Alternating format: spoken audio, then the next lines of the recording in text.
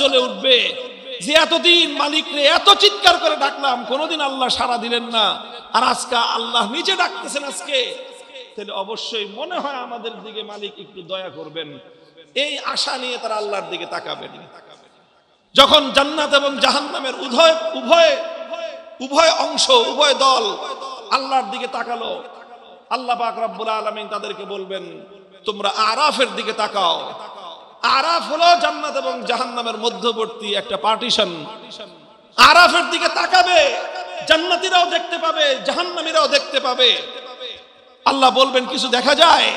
বলবে যে আল্লাহ দেখা যায়। কি দেখা যায়? একটা মোটা তাজা ভেড়া, ভেড়া ছিলেন না, বকরি, ভেড়া বকরি, সেই ভেড়ার মতো।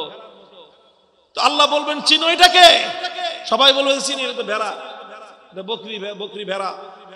আল্লাহ বলবেন যে দেখতে বকরির মতো, ভেড়ার মতো,